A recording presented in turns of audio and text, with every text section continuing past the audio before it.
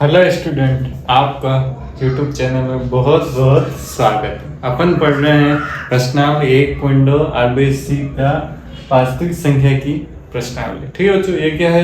अपरिमेय सिद्ध करना। क्या सिद्ध करना? अपरिमेय संख्या। ये प्रश्न आरबीएससी के 10वीं क्लास में फिक्स है 2 नंबर का क्वेश्चन आएगा इस पैटर्न का। सेम इसके 4-5 क्वेश्चन है और 2-3 उदाहरण फिक्स है। ऐसा क्वेश्चन फिक्स आएगा 2 नंबर का पक्का। तो बच्चों इसको अच्छे से समझ लेना। एक बार आप 2-3 बार इसको बिना देखे देखी कॉपी में करना और न समझ में आए तो वापस से इस वीडियो को देखना। ठीक है बच्चों, क्या है? मैं प्रश्न पढ़ता हूँ। क्या प्रश्न है? देखो, सिद्ध कीजिए कि करनी 5 मतलब √5 एक अपरिमेय संख्या। क्या सिद्ध करना है? √5 क्या? एक अपरिमेय संख्या। अपरिमेय संख्या क्या होती है? जिसे P/Q के रूप में नहीं लिख सकते। ठीक है, जिसमें अशांत अनावृत्ति होती है, वो क्या होती है? अपरिमेय संख्या। अब देखो, माना कि अब इसका फिक्स पैटर्न है, कोई भी संख्या आ जाए इसको हटानी, जो भी संख्या आ जाए उसको वाली। ठीक है बच्चों, इसको समझ लेते हैं। क्या माना? परिमेय संख्या दे रखा है तो क्या मानेंगे? माना कि परिमेय संख्या मान लेंगे। क्या माना? उल्टा मान लेंगे। क्या मान लेंगे? फर्स्ट उल्टा मान लेंगे। मैंने उल्टा मान लिया। √5 एक क्या है?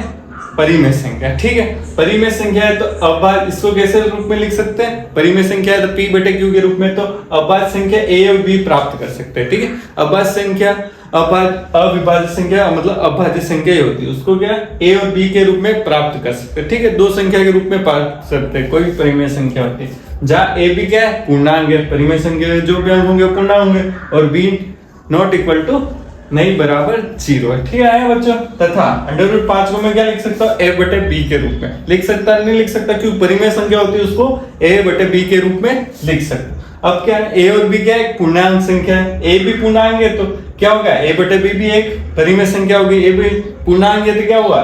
a/b एक परिमेय संख्या होगी। ठीक है, अर्थात ये a/b परिमेय संख्या होगी तो √5 भी परिमेय संख्या होगी, तो √5 भी एक परिमेय संख्या है। परंतु यह तथ्य इस कथन का खंडन है। क्या खंडन है? कि करता है कि √5 एक अपरिमेय।